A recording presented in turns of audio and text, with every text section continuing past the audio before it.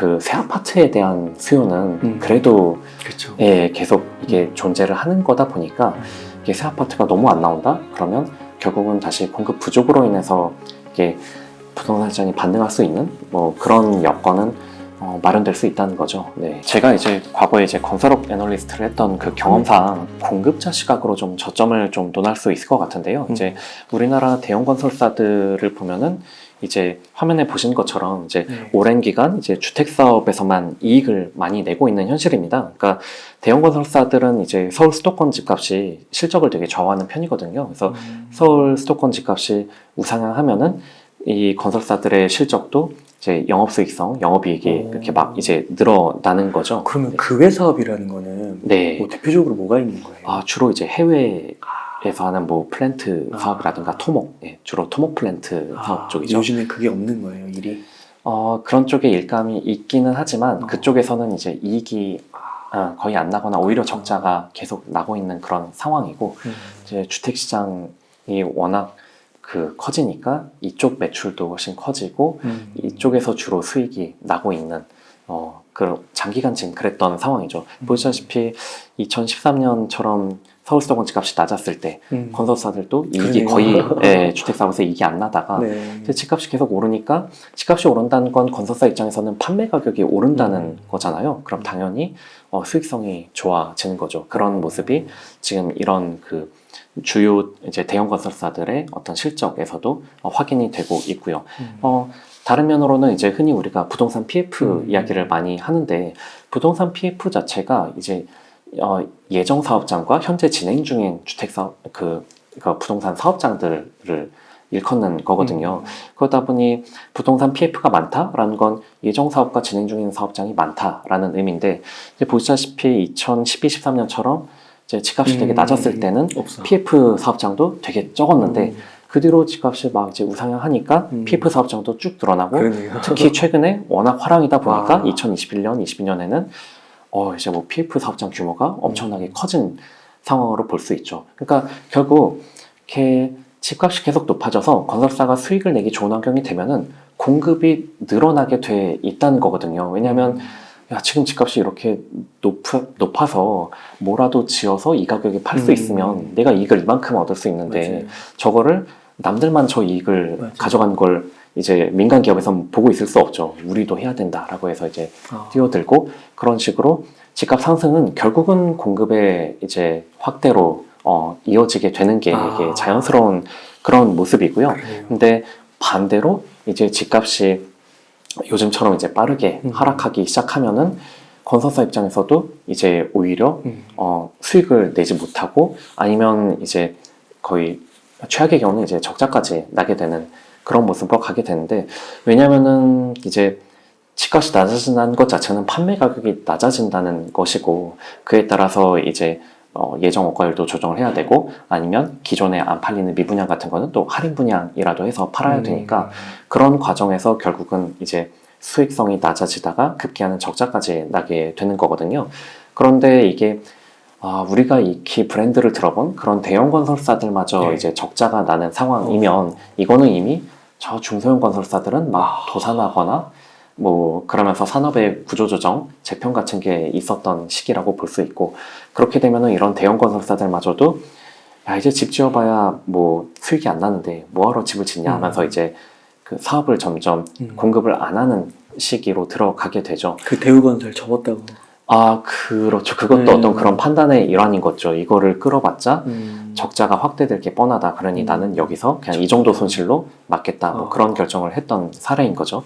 그런 거로 사실 보기 되게 좋은 어떤 프록시 같은 역할을 하는 건설사가 이제 HDC 현대산업개발 이제 아이파크 브랜드를 쓰고 있는 이제 회사인데요. 왜냐면은 방금 말씀 주신 대우건설이나 뭐 GS 현대 이런 건설사들은 해외 사업도 꽤 많이 하다 보니까 이 회사가 적자가 났다라고 하면 이게 해외 플랜트 사업에서 적자가 난 건지 아니면 국내 아파트 사업에서 적자가 난 건지 이게 구분을 하기가 어렵거든요. 그러니까 일반인 분들이 이제 그런 공시 자료만 보고서는 이게 왠지 세분화 안 돼 있어요. 그 세분화가 이제 시중평가사나 증권사 보고서를 보면 좀 파악하실 수 있겠지만 이제 바로바로 이렇게 그 감사 보고서만 보고는 알기가 어렵다는 거죠. 하지만 이 HDC 현대산업개발 같은 경우는 이제 그 국내 주택 사업 위주로 하고 있고 그렇구나. 또 서울 수도권과 재건축 재개발 사업도 많이 하니까 상당히 이제 서울 수도권 집값에 이 회사의 실적도 되게 연동되는 모습을 이제 보이고 있거든요. 또 괜찮은 브랜드고. 그렇죠. 예. 그러다 보니 HDC 현대산업개발에 적자가 날 정도면은 이제 다들 좀 야, 뭔가 공급을 안 하는 그런 상황이겠구나. 야, 이런 거는 그 진짜 저자님밖에 모르실 것 같아요. 네. 그래서 예. 저는 보시면 예를 들어 이 HDC 현대산업개발이 딱 적자를 냈던 시기가 2001년과 2013년이거든요. 그리고 공교롭게도 저 때는 정말 부동산에서 뭘 샀어도 이제 그러네요. 그걸 바닥으로 이제 우상을 했었던 시기라. 야. 그래서 그 교묘하게도 어. 정말 우리나라 부동산 시장의 바닥과 HDC였구나. 이 회사가 이제 적자를 냈던 시기가 와. 일치를 한 건데 네. 거기에는 이제 그런 아까 설명드린 그런 배경 으로 이제 단순히 야 그러면 이 회사가 적자 나면 무조건 뭐 사면 된다 뭐 그렇다는 게 아니라 그런 배경에서 이렇게 작동을 했다. 야. 마침 교묘하게도 지금 적자 냈던 시기가 12년 터울인데 그럼 2013년부터 12년 뒤가 2025년이거든요. 야. 네. 대박이다. 그때 과연 근데 와. 지금 보면은 소름 힘들어지는 그 시기로는 들어와서 분명한 건 아마도 2023, 4년 실적이 과거보다 이렇게 좋기는 힘들 거예요. 지금 같은 이런 상황에서는. 그러면 또 한번 이런 대형 건설사들의 추이를 보고 이런 데들이 수익을 못 낼 정도 되면은 이제 야. 공급이 뭔가 문제가 생기는 거니까 그러면 분명히 이제 공급이 줄어들면 이게 또 집값을 올리는 빌미가 되기는 하거든요. 왜냐면 이제 아무리 이제 저성장과 뭐 인구 감소 이런 거로 흘러간다 해도 그 새 아파트에 대한 수요는 그래도 그렇죠. 예, 계속 이게 존재를 하는 거다 보니까 이게 새 아파트가 너무 안 나온다? 그러면 결국은 다시 공급 부족으로 인해서 이게 부동산 시장이 반등할 수 있는 뭐 그런 여건은 마련될 수 있다는 거죠. 네. 네. 와, 이거는 정말, 이거는 진짜 저자님밖에 못하신 것 같아요. 이게 이런 식으로 분석을. 보통 미분양이나 뭐 공급이나 금리나 이런 것들은 어느 정도는 얘기를 하시는 것 같은데, 네. 이 HDC 현대산업개발 아까도 말씀하신 것처럼 저것만 보고 의사결정하는 거는 좀 말이 안 되겠지만, 네, 그렇죠. 네. 그리고 저걸 하나 또 추가하면 그만큼 또 확률이 올라가는 거잖아요. 내가 좀 더 싸게, 좀 더 좋은 조건에서 살 수 있다는 거. 네, 맞습니다. 그러니까 이게 물론 지금 이 모든 말씀드린 거는 절대로 종목의 보유나 추천을 의미하는 건 아닌데 예를 들어 뭐 미분양? 그러면 미분양 물량이 과연 어느 정도 됐을 때가 저점이고 뭐 거래량이 얼마나 낮았을 때가 저점일까? 이거는 어떤 절대값으로 이렇게 예. 판단하기가 되게 힘들거든요. 뭐 하지만 어찌 보면은 이거는 되게 야. 되게 근본적으로 저희가 경제학에서 얘기하는 생산자잉여, 소비자잉여 이런 걸로도 조응할 수 있는 게 우리가 봤을 때 야, 생산자가 이익을 되게 많이 남겨먹는다? 그러면 좀 소비자 입장에서 비싸게 사고 있다라는 거고 맞네요. 오히려 생산자가 적자를 내고 있다라면 소비자 입장에서는 와, 뭐 거의 뭐 원가에 내가 사고 있네 이렇게 접근할 수도 있는 거죠. 이게 딱 보니까 또 2002년인가요? 2002년하고 2013년에 네. 영업이익 마이너스인데 다른 때는 다 플러스잖아요. 그렇죠. 그리고 네. 그 전에는 또 많이 영업이익이 줄어들고 네, 네. 저런 걸 통해서 보면은 더 좀 확연하게 알 수 있는 것 같고 이게 딱 양전이었다 음전으로 딱 바뀌니까 네, 시각적으로 네. 금방 이해되고요. 네, 저게 좀 급격하게 떨어지는 이유 중에 하나가 건설사 입장에서도 버티다가 할인 분양을 하고 뭐 이제 손실 처리하고 그러다 보니까 이 건설사가 버티다 그렇게까지 했다라는 건 하락장이 꽤 오래 지속이 됐다라는 거죠. 그래서 그 하락장의 어떤 클라이막스 때 이제 저런 대형 건설사들의 손실 같은 현상이 발생을 한다라는 거. 그 건설사를 쭉 보시다가 네. 이렇게 발견하게 되신 건가요? 그렇죠. 건설사들의 실적을 워낙 오랫동안 이렇게 트래킹하다 보니까 이게 뭔가 나의 주특기는 어쨌든 건설사들의 자료를 받아보는 건데 이 건설사들의 정보와 와. 이 부동산 가격이라는 걸 어떻게 좀 맞춰볼 수 있지 않을까 관찰하다가 좀 이런 부분이 되게 인사이트를 줄 수 있겠다라고 생각한 거죠. 네, 이 부분 너무 흥미로운 것 같아요. 네, 감사합니다. 네. 네. 그러면은 또 여쭤볼 게 부동산을 이제 공부할 결심에서 금리와 공급을 중심으로 이렇게 논리를 좀 전개해 주셨는데 최근에 정말 크게 부각되고 있는 변수가 저출산과 인구 감소잖아요. 네. 좀 이런 게 나타나면 혹시나 좀 과거에 나왔던 그런 패턴이나 사이클에 좀 변화가 있을 수도 있지 않을까 어떻게 생각하세요? 저는 이제 크게 한 두 가지 정도로 설명을 드리고 싶은데, 네.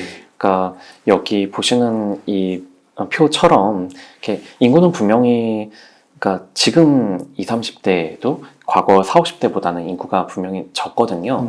하지만 그럼에도 약간 우리가 이제 우상향을 할 수 있었던 배경이, 지금의 한 50대 분들은 인구는 많았지만 이 경제 활동을 하는 인구는 이 남성분들에 거의 국한이 돼 있었단 말이죠. 그러니까 거의 다 외벌이였었는데, 반면에 지금의 어떤 20, 30대는 인구는 줄었을지 몰라도 여성까지 거의 다 경제활동에 참여하니까 네. 사실 이렇게 합쳐서 보면은 오히려 50대 때 외벌이보다 지금 거의 다 맞벌이를 하고 있잖아요. 이제 30, 40대 분들이. 그러니까 이렇게 인구 곱하기 소득으로 봤을 때는 오히려 과거보다 뭔가 어떤 총량의 어떤 바잉 파워가 줄어든 게 아니었다. 하지만 문제는 보시다시피 지금의 이제 20대 이하로 가면은 이게 남녀를 합친다 해도 너무 줄어드는 게 좀 보이고 있죠. 그러니까 분명히 아까 저는 계속 이제 금리와 공급 위주로 설명드렸지만, 길게 보면 저렇게 인구 곱하기 소득에서 나오는 저 급격한 감소가 이제 바잉 파워를 분명히 현저히 지금까지보다는 약화시키는 쪽으로 작동을 할 것 같습니다. 그러니까 네. 물론 이 부분이 앞으로 그 이민이라든가 어떤 투자 유치 이런 것들로 어느 정도 완화가 될 요소들은 있긴 하겠지만, 오로지 지금 한국인 인구로만 봐서는 상당히 좀 취약한 포인트인 거는 맞죠. 그리고 한편으로는 제가 이제 그 어떤 신용 분석을 하는 입장에서 이게 다른 포인트를 말씀드리자면, 이제 지금 글로벌 신용평가사들, 이제 무디스나 S&P 같은 곳은 이제 우리나라의 신용 등급을 전 세계 이제 세 번째로 높은, 그러니까 트리플 A, 더블 A 플러스, 더블 A 제로에서 세 번째로 높은 지금 더블 A 제로의 안정적 등급을 이제 부여를 하고 있거든요. 참고로 일본은 신용 등급이 1980, 90년대에는 트리플 A였었지만 지금은 A 플러스로 우리나라보다도 두 단계나 낮은 등급을 받고 있습니다. 그러면 이게 엔화의 위상이라든가 뭐 GDP 규모로 보면 그래도 일본이 뭔가 이제 금융시장에서 우리나라보다 더 그 위상이 더 높은 것 같은데, 예. 그런데 어떻게 일본의 신용 등급이 우리나라보다 두 단계나 낮냐 하면은, 일본도 우리나라처럼 자원을 수입하는 뭐 나라다 보니까 간혹 무역 적자가 나기는 하지만, 그래도 해외에 워낙 자산이 많아서 이제 40년 넘게 경상수지는 계속 흑자를 기록하는 그런 나라지만, 이제 우리나라와 일본의 신용도를 가르는 것은 이제 정부 부채인 거죠. 이제 저 등급은 이제 국가에 대한 신용 등급이라기보다는 정부에 대한 신용 등급이거든요. 그러다 보니까 일본은 여기서 이 그래프에서 보시다시피 GDP 대비 정부 부채 규모가 우리나라는 한 40%대 요 정도 있는데, 일본은 뭐 200%가 넘다 보니 이렇게까지 차이가 나니까, 그래, 일본의 위상이 높고 이건 알겠는데 정부 부채가 너무 많다. 그래서 어느 순간은 지금 우리나라와도 신용 등급이 지금 역전이 된 그런 상황이죠. 근데 이제 무디스가 우리나라에서 이제 AA 제로라는 높은 등급을 주면서 이제 강점으로 언급하는 게 항상 이제 정부 부채가 다른 선진국 대비 좀 정부 부채 부담이 적다라는 거고, 대신 이제 크레딧 챌린지스라고 해서 이제 약점으로 거론하는 게 항상 한 3가지 정도 포인트가 있습니다. 그러니까 신평사들이 이런 식으로 강점과 약점을 이제 포인트를 주는 이유가, 이 약점을 계속 거론하면서 나중에 문제가 생기면 봐라, 우리는 이거를 약점으로 지적해왔다. 이제 이것 때문에 신용 등급을 떨어뜨린다. 라고 어떤 그런 그 배경, 구실로 좀 삼는 것들인데요. 이 3가지 포인트가 일단 언제나 계속 지적되는 게 북한. 태생적으로 이제 계속 같이 갈 수밖에 없는 그런 디스카운트 요인이고요. 그 다음엔 한 2016년부터 꾸준히 지적한 게 이제 가계부채 문제입니다. 이제 가계부채가 좀 과도하다. 예, 이 부분이고. 그리고 이제 2019년부터 지적을 하는 게 그 고령화가 너무 빠르게 진행되고 있다. 고령화와 인구 구조 문제. 이 부분을 이제 2019년부터는 지적을 하기 시작을 했습니다. 그런데 그러면 결국 이 고령화의 문제점은 이게 저성장과 정부 재정 부담 확대로 연결될 수밖에 없다는 거거든요. 왜냐면은 고령화될수록 은퇴자가 많아지고, 그러면 이게 뭐 소득세 낼 수 있는 인구도 줄어드는 거잖아요. 정부 입장에서는 이제 세수라든 것도 좀 부족해질 수 있고, 복지는 오히려 더 지출을 많이 해야 되고, 결국 일본이나 여기서 보시는 스페인 이런 나라들이 왜 저렇게 됐냐라면 결국은 다 고령화 그 이후 저성장 이거를 정부 부채로 이제 막 그 해결하기 위해서 정부 부채가 계속 늘어나다 보니까 국가 신용 등급이 낮아지고 그러겠네요. 네. 그런 식으로 이제 흘러간 거거든요. 근데 뭐 아시다시피 일본의 경우는 이제 재정이 매우 안 좋기 때문에 우리나라보다 신용 등급이 낮다라고 설명을 드렸는데 그런데 이게 우리는 지금은 GDP 대비 정부 부채 비율이 저렇게 낮지만 이런 빠른 고령화를 감안하면 이 앞서 이렇게 고령화와 함께 신용 등급이 낮아진 스페인과 일본의 길을 우리는 가지 않는다라고 금방 쫓아갈 수도 있을 것 같아요. 말하기는 또 힘들죠. 그렇다면 저 부분은 우리나라의 신용 등급이 낮아진다. 그렇다면 이것은 이제 외화를 조달할 때 그 지금보다는 더 이게 높은 금리로 조달해야 그러네요. 한다거나 좀 더 힘든 여건이 될 수도 있다. 이런 거는 어떤 금리와 공급 그런 차원을 넘어서 우리가 인구 때문에 고민해 봐야 될 그런 문제인 거죠.